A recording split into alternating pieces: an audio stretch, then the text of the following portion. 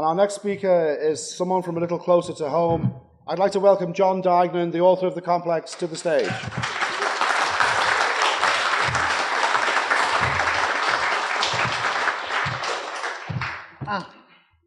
It's a laptop. I don't know what to do with laptops. Right, my name is John Duignan, for those who don't know me. I spent 22 years in the Sea Org as a bus driver, according to OSA. So that would mean that I was driving low-level estates personnel like Jerry Armstrong and Mike Rinder, dishwashers, around. That was my entire career in the Sea Org, which is why they sent a company called Carter Ruck, which is one of the biggest and most vicious rival companies in the world, after me when I produced a book about my experiences as a bus driver. So I just thought I'd frame my experience that way. The actual story behind the OSA statement that I was a bus driver, indeed I did drive buses for a short while in the Sea organization. What preempted that experience was that I was working on a project in southern England whereby a woman, surprisingly, had been mistreated by Scientology severely to the extent that she almost committed suicide. She lost her family, she lost a husband, and a very typical Scientology bridge experience, actually. There's nothing unusual about that at all. The unusual thing was that she sued them for every damn thing they had, and she was threatening, she was the one person who threatened the corporation of Kozrecki, which is the Church of Scientology Religious Educational College International, or something like that, or Incorporated, something like that. I was sent down to shut her up. And the way we were going to shut her up was to give her just under £1 million sterling, more or less, in her hand. So my job was to go down and find the £1 million sterling, because contrary to what a lot of people seem to understand, if Scientology has got a financial problem, now it's a corporation, it's worth, at least from what we understand, at least $4 billion in actual cash asset as opposed to physical asset like buildings. So it's worth about $4 billion, and yet it will never spend that money on the ground to solve a problem. It will raise the money from parishioners on the ground to solve the problem. Now, I know that sounds a bit convoluted, but that's why they have several billion stashed away in Liechtenstein and Luxembourg. So my job was to go down and to rescue the corporation of Scientology. And for 6 months I lived on more or less £5 a week, and myself and with other groups of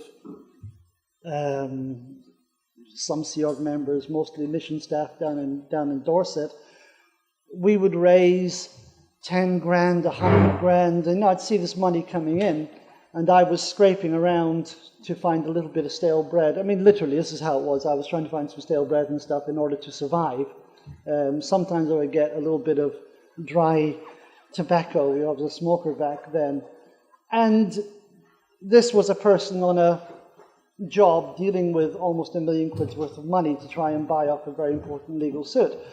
During that period, I began to question Scientology. So, why? But I did. I began to question, what the heck is going on here? And I came across a book in a bookshop, and the book was essentially it was a modern version, or an updated, simplified, abridged version of a compendium, a 1757 compendium called The Rise and Fall of the Roman Empire, which was a big 13-volume. Sorry, that's not the correct. It's Gibbons, if you want to look it up. Gibbons wrote this fantastic history of the various Roman emperors, right? And in a fundamental course that all Scientologists do, Sea Org member, no matter who you are, if you're in Scientology, you would have done the student hat. And in there, Hubbard makes this fantastic claim.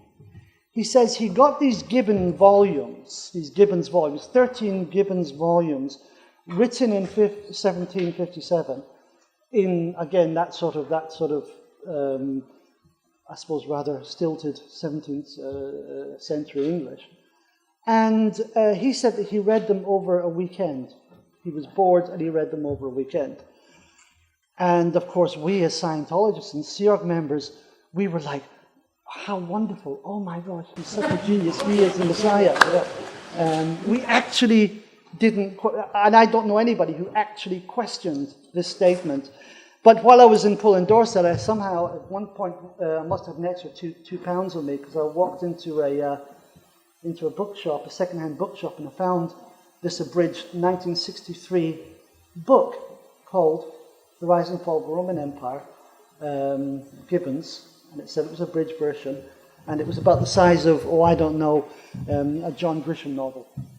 And all of a sudden, something clicked in my head, and I said, there's something very odd going on here. So questions suddenly began to, I suppose I had a bit of something to grasp onto. I think any Scientologist will tell you, any Scientologist, if they're honest with you, will say they go through regular periods of almost eviscerating doubt, is the best way to say it. But the pressures upon you within this, a group pressure, and there are, what are the pressures? There are pressures of programming, of conditioning, that are on you, which overwhelm that doubt. But it's something that can kind of tear you apart as you go along. And the doubt needs something to grip onto, if you like, in order to act upon it. It needs something solid. And so for me, that was it. It was this book. This was it. Hubbard had told a big, fat, porky lie. And something needs to change here, you know? And there's me sort of like living on stale bread kind of thing. And I've got to take on Scientology. Anyway, I went back to St. Hill. I think I was fighting with IAS people. And the reason I was fighting with IAS people is because while I was trying to raise this money from local parishioners who already were more or less broke, I was furthering the frankly fraudulent financial activities that had been going on in that place for so many years that caused the problem in the first place. And then the IAS people wanted to come down, and on top of my raising that almost £1 million, they wanted to raise extra, I think it was, how much was it? I think they wanted to raise an extra 200,000 for their own campaign from the same small pool of very, very stressed Scientologists who were giving everything that they were giving in order to try and keep Scientology going in that area. And I began to fight this, and I began to have these fights with IAS people who would come down, and I would kick them out because I said, well, I'm running this place, I'm going to kick you out. Senior IAS guys would be on the phone, yelling down the phone to me, saying, you better allow our guys to get down there and raise the money, whatever they were saying. So these battles went on and on and on. But RTC got wind of it, and they were a bit upset. So when I got back to St. Hill after having raised the money and having solved this problem, not myself, there was myself and a few other people, obviously. But once the problem went away, so I go back to St. Hill, and I get grabbed by security and the RTC rep, and I get locked in a room, and the RTC rep, with 2 or 3 security guys standing outside the door, screams at me for 2 hours solid, trying to get me to confess what the heck I was up to. And things kind of came to a head, and I looked at this woman, and I said, I'm not afraid of you guys anymore. Fuck you, essentially is what I said. I said this to this woman. And I was said, okay, I'm going to root out of Scientology. I'm going to root out of this stuff. It's crazy. So they put me on to help the bus driver to keep the buses in shape. So I ended up helping him put engines in and gearboxes and whatever it was. And of course, the way it goes, there's kind of an ongoing. It's a process of attrition. They break you down. They wear you out, and eventually they kind of wore me out in my efforts to leave. In other words, I wanted to leave standardly. I couldn't imagine the idea of blowing at that point. I couldn't imagine the idea of taking my life into my own hands and actually, just going. I couldn't do that somehow. But they broke me down. I ended up running the whole transport situation in St. Hill. And that led on to other interesting things. And so that's their claim, that I spent my time in the Sea Org as a bus driver. So there you go. So I am an SP bus driver. I am going to sort of, in terms of, for the sake of simplicity, I'm going to leave my framework lecture thing that I wanted to do at that, and I'm going to open the floor for any questions. So if anybody who's got any questions about my life in the Sea Org, or what led me to the Sea Org, or why I'm now an SP, I am quite happy to answer any questions. Just one thing, could yes? you perhaps explain what is an SP? Oh, yes, an SP, super person. No, it's a suppressive person. It's a designation that Scientology uses, I suppose, to excommunicate people who might upset the conditioning that Scientology does to people in order to make them cough and make them worship the great leader and whatever else. People who kind of wake up a little bit are immediately designated SP. And in the Sea Org, the trick is now, they used to kick them out straight away and put them out back into circulation in the WOG world, which is the real world.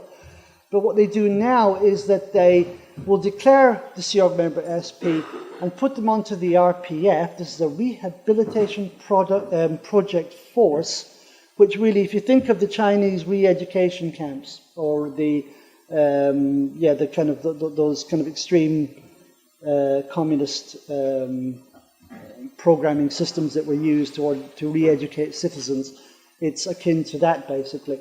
But you can't really get out of them now at the moment, because they're very, very secure. It's watched the whole time, 24 hours a day. Any mail, any letters you might want to write home to your family are read by the RPF people in charge. Any phone calls you make, you've got 2 security people sitting next to you. And if you're talking, "Hi, Mum, how are you doing?" Everything you say is being monitored very, very, very closely indeed. So that's the RPF basically. When you're declared, you have to do your full, what's called it's a program basically to rehabilitate you as a Sea Org member, which means it breaks you down basically. So at the end of the RPF, you're a fundamentally very, very broken person, and you will say anything or do anything to get out of that horrific regime that comprises the RPF. So that's kind of an SP.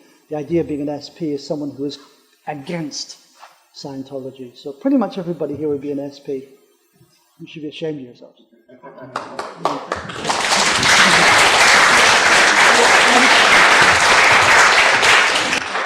So, is there any questions at all? Just an interesting point about this re-education concept. Yes. This is recently yesterday I got a legal threat from Royal Sports, one of the biggest booking companies in the country. Yes. And they're using Tony Quinn's, every staff member has to take training as part of it. They can lose their job if they don't. Right. I wonder where you got that one before. It's an interesting, Mr. Tony Quinn, our guru fellow here, had relations with Scientology about taking out various people. Oh, completely not. Again, I think for anybody who's not really been following that field, I think that the whole cultic community are promiscuous in the extreme. I do believe that they share information. In fact, I remember it was probably Jerry Armstrong, when he speaks, will probably tell you a bit more on this, but it was a policy to befriend other cultic groups.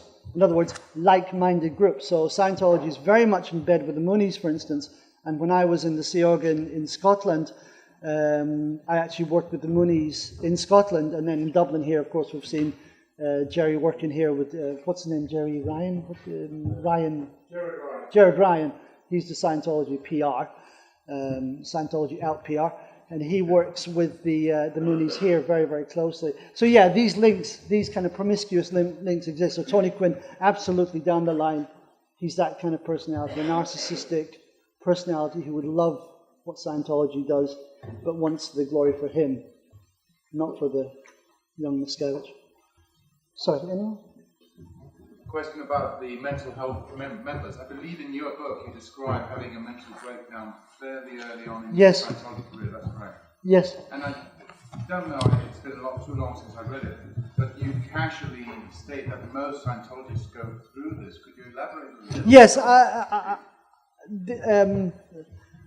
I'll reword that a little bit. I think an awful lot of Scientologists go through that. Around the period of OT3, for instance, a huge amount of people will go what is called in Scientology terms type 3. And that literally would be equivalent to a complete mental breakdown, a nervous breakdown, whatever it's described as. My own experience was that I think I was in a very vulnerable state anyway. I was not a healthy, strong, mentally together human being when I bumped into Scientology, and I think they saw that, and that's why the hooks went into me very, very quickly. But when I suppose my grasp on things was a bit tenuous, my grasp on real life was a bit tenuous. So my experience was that I got exposed to some Hubbard lectures about him doing the Grand Tour. And the Grand Tour was where Hubbard exteriorized from his body and went on a little trip around the main planets in our system. And I think that's where he saw the steam train on Venus, I think it was. But I suppose for someone who was kind of a bit mentally not in a very good way, it somehow unsettled whatever little bits of grasp, whatever foundation, whatever little bits of ground I was standing on mentally. And that seemed to I bought into it, and the whole idea of having lived before, that actually the way I look at the world, the way I perceive the world is not the way it really is. There was nothing solid anymore. And it seems like for me, the ground sort of collapsed under me. And I woke up in the morning completely, I don't know if you read about disassociation, it's the idea that you feel separate from yourself. And so I woke up the next morning at 6 o'clock in the morning, feeling like I was floating above my body, and it was a desperately disconcerting experience. And then when I sort of came back into my body or whatever it was, I was quite suicidal. And I was looking for ways to kill myself, but I was staff member at that time in Stuttgart Mission, and of course it's not good PR to have your staff kill themselves. So they put me under what's called the baby watch, and I was under watch then for solidly for a couple of days and guided everywhere, and I'd be looking and said, I want that knife because I want to cut my wrist, and said, no, you're not going to do it. So I suppose they stopped me doing that. But then I was put into a session, and I believe, what's the session called again? I forget what this session called. Interiorization rundown. So yeah, but I was run on 1 or 2 sessions of what's called the interiorization rundown, which I suppose does what it says on the box. And it was, I must admit, the guy auditing me was Swiss German. I speak German. I speak mainly Schwabish German, but I'm not sure I understood his words very well. I don't have a recall of exactly what he said. But coming out of that session, I was a dedicated Scientologist, and that was it. And I joined the Sea Org within a few weeks of that. Now, a lot of people who are doing OT3 have had some terribly good, really close friends who I've seen the exact same thing happen to them. And often, quite often worse, often extreme psychosis has been brought on. They've been under watches for weeks at a time. Some of you may have heard of Lisa McPherson. Lisa McPherson is one of those people who went through a similar experience. Unfortunately, the outcome for her was death. But other people seem to get through it and then become very dedicated OT committee members, or they buy the rest of their bridge. Something, I don't fully understand it, but something breaks down. Something breaks down in the mind. The mind's defenses break down or something. I don't know how else to describe it, but it's frightening. It's frightening to be there. That's all I can say. Yeah. Anything else? Yeah.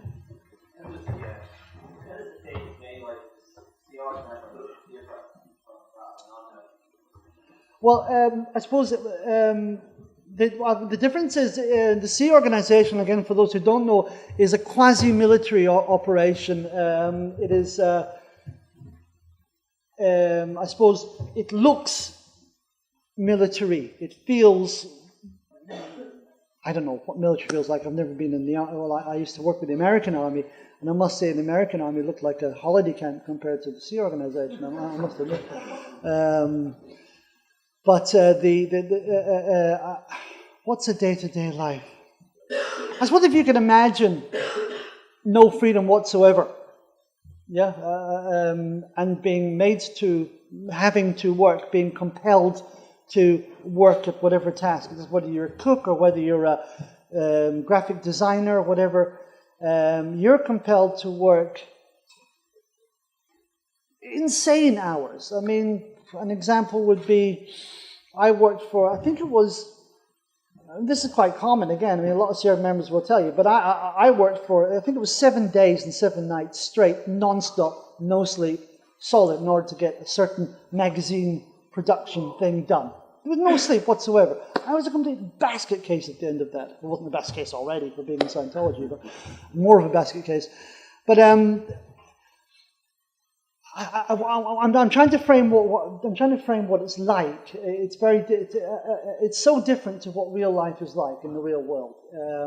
In any real normal organization, there is certain there's safety measures put in there. There's laws regarding I suppose sick leave, holiday leave, pregnancy leave, whatever else. None of that exists. They've got complete control over you, and you are literally, you are a tool. You're a tool in both senses of the word. You're a tool, but you know, you are a tool of the organization. That's how they use you. Our hours were, I mean, I'm trying to remember now. I suppose often, I mean, I'd start at 8 o'clock in the morning often, and I'd finish at 3 o'clock, or 4 o'clock, or 5 o'clock. I'd get 2 hours sleep, and that's when I was driving. You know, I was driving people around in minibuses with 2 hours sleep. I mean, you know, health and safety is really in there. I mean, bam. I don't know. I mean, that's kind of a description of what it felt like to be there. You had no freedom. You had no space. And it applied for everybody from little kids all the way up to, I mean, little kids to 8 years old. I mean, all the way up to people 75, 80 years old. Not good. Anyway, I suppose I'd better let someone else on. Sure. Thank you.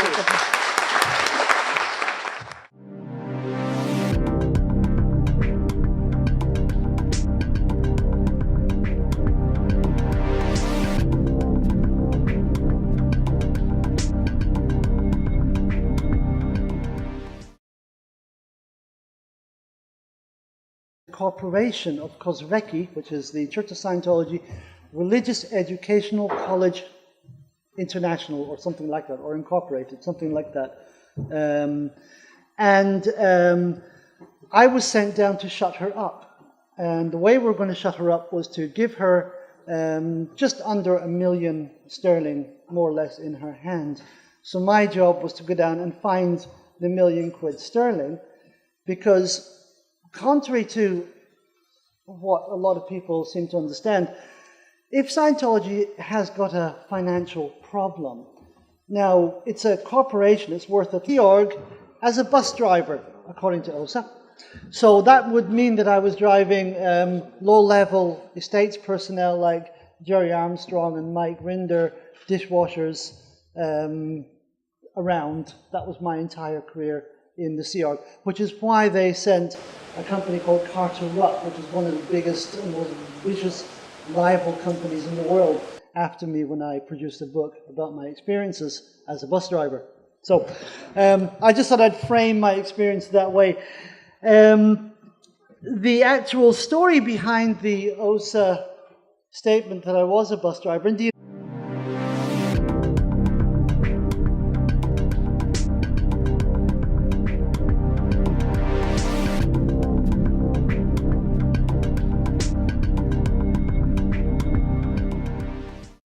And our next speaker is someone from a little closer to home. I'd like to welcome John Duignan, the author of The Complex, to the stage.